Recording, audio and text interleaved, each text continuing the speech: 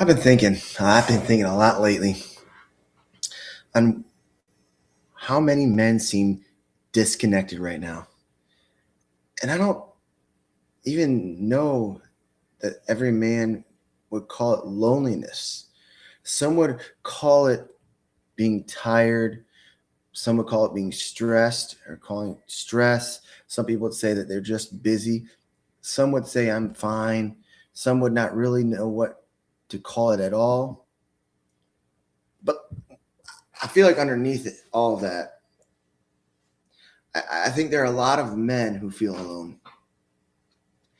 They may be married and feel alone. They may have kids and they feel alone. They may go to church, they go to work, talk to people all day. Have people be, who need them and still feel like nobody really knows them. I want to say this right at the beginning. This is not a video blaming women. This is not a video blaming social media, politics, work, or an entire generation. That's not it. This is an honest conversation about what happens when a man gets really good at carrying things, but never learns how to let somebody help carry him. And I'm a pastor. I talk to people a lot. I talk to people all the time. And I've seen this in so many different kinds of men. The guy who works hard, you provide for your family, provides, and does everything he thinks he is supposed to do, but is exhausted and he does not know what to say. He's exhausted, doesn't know what to say. Yeah. The husband who loves his wife, but has slowly stopped letting her into what is really happening inside of him.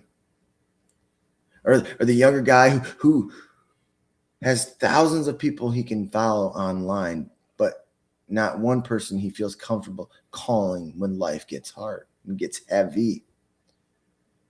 Or even the dad who gives everything to his kids, but cannot remember the last time somebody asked how he was doing, asked him how he's doing.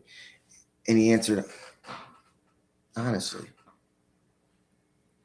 And maybe you're watching thinking, man, this might be me. And what ends up happening is we have this understanding of the pressure to perform. We have to perform. You and I have to perform. Honestly, I think a lot of men were taught how to be useful before they were taught how to be known. We learn how to work. We learn how to fix things. We learn how to push through. We learn how to provide. We learn how to be funny, how to stay busy, and how to keep moving. But a lot of us never learn how to say, I'm not doing okay. I'm guilty of that. We never learned how to say, I'm overwhelmed, or I'm scared, or I need somebody to pray for me. Or maybe even, I don't even know who I am anymore outside of what I do for everybody else. So we keep showing up. We keep working. We keep scrolling. We keep distracting ourselves. Yes, we men distract ourselves. We keep saying I'm good, or we get into what I call our nothing box. And after a while, we can be surrounded by people who appreciate what we do. And still wonder whether anybody really knows who we are. Do they really know who we are?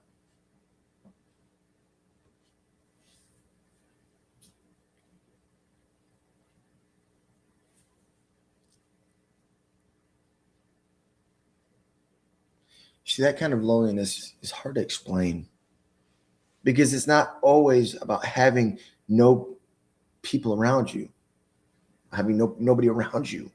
Sometimes it's about not feeling known by the people around you, right? It's about that. Or what we see a lot lately, and we're seeing more because of these things right here. These things right here.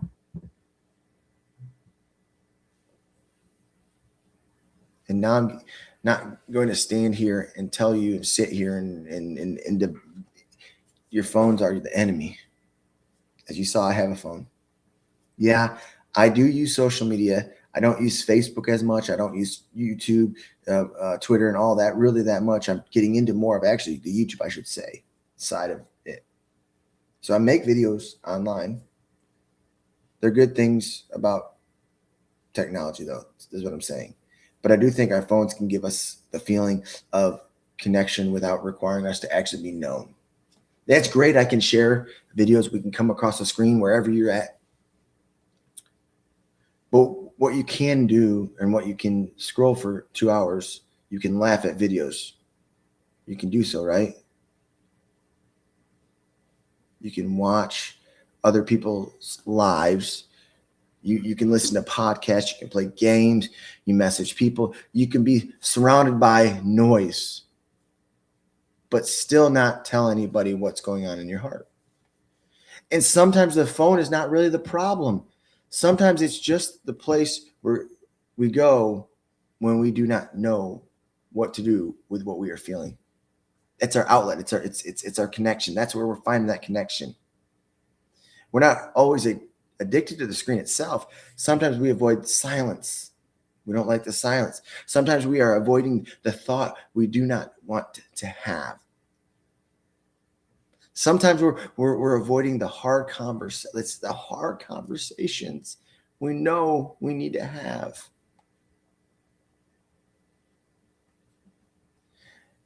God is design is for connection.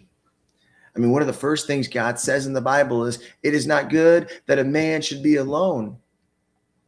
That is in Genesis 2. And I love that because it reminds us the need for connection is not weakness. You and I, us men, were made for relationship. You and I were made to know God. You were made to be part of a family, a community, a church. You're made to give love and receive it. So if you feel lonely, that does not mean there's something defective about you. It may mean, I should say, that this is a part of you that is hungry for what God designed you to have. Real, authentic connection or real connection. And that real connection is not just being in the same room with people. It's being honest enough for people to know you. We live in a world right now, we close that off. We don't want to share that. See, it's not telling you that you have to say your whole story to everyone, right? I'm not telling you, I should say. Wisdom matters, trust matters, boundaries matter. But it does mean somebody needs to know the real answer when they ask, "How are you doing?" So, word of strength would be, some of us have confessed strength was silence, right? Or we thought it was, or with, connected. We think being strong means never needing anything, never needing help, never asking for prayer, never admitting that we are struggling. But that is not strength. That is truly isolation, is what I'm learning. Real strength really is taking responsibility for our lives, for your life. Real strength is admitting when you are not okay before everything falls apart. That's what it is. Real strength is making the phone call, making the counseling appointment, telling your wife, your friend, your pastor, "I need to talk." That is what we need. And I can say that I've gone through this. I walk through this. I deal with this in ministry and in my own, because I am a man. See, Jesus was not afraid to weep. Jesus was not afraid to ask his friends to stay with him in prayer. and pray. Jesus carried the weight of the world, but he did not pretend that the pain was not painful. So, no, being honest does not make you less of a man. It may be one of the most courageous things you ever do. So, as I sit and think, what do you and I need to do? So, what do you do if you realize I'm more disconnected than I want to admit? I think what somebody shared with me, and maybe I want to share with you, 3 simple steps, 3 simple ideas that might help us out as men. Might first text one person. When you text them, no, it's not, we should hang out sometimes. We all say that, and the next 6 months goes by. Send an honest text. Something like, hey man, I've been carrying more than I have shared. Could we get coffee or go for a walk this week? You don't have to explain everything in that text. You just have to open the door. And the other second is finding a place of repeated presence. I mean, deep friendship usually does not happen in one emotional conversation. It happens because you keep showing up. That person keeps showing up. A men's group, small group, serving at church, breakfast once a week, a workout, coaching, a regular walk, a game night, whatever it is, choose somewhere you can be present constantly. What is that presence? Because friendship is often built in ordinary moments over time. I've learned that. And I think the thing us men don't do well, and I think we need to get out of our head and get out of our own, get out of here, is tell the truth before a crisis. Honestly, don't wait until your marriage is falling apart. Don't wait until you're angry all the time. Do not wait until you are completely burnt out. Do not wait until you are sitting in the truck somewhere and you don't even want to go inside. That's you ask for help. You don't have to earn care by reaching a breaking point. And hey, just listen. Maybe you've been convinced that nobody would understand. Maybe you've tried to open up before and you didn't go well. Maybe you have been hurt. Maybe you have been betrayed. Maybe you have learned that it feels safer to stay quiet. I understand why you would protect yourself. But again, isolation will eventually start telling you lies. It tells you nobody cares. It tells you you are the only one. You're not. It tells you that nobody would miss you, which is a lie. And it will tell you that you're too far gone, too complete, complicated, too broken, too late. That's a lie. Those are all lies.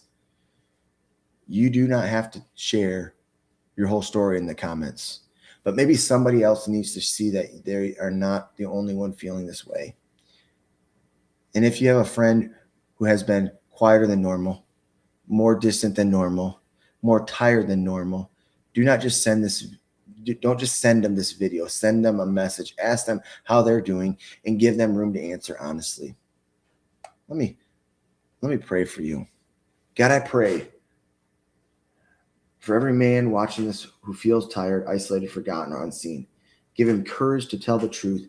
Give him wisdom to find escape to a safe place, that is, to a moment of greatness.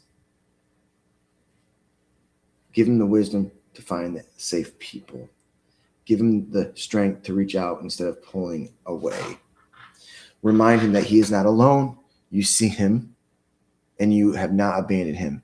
Help us becoming the kind of people, the kind of church communities where men do not have to pretend they're okay when they're not. In Jesus' name, amen.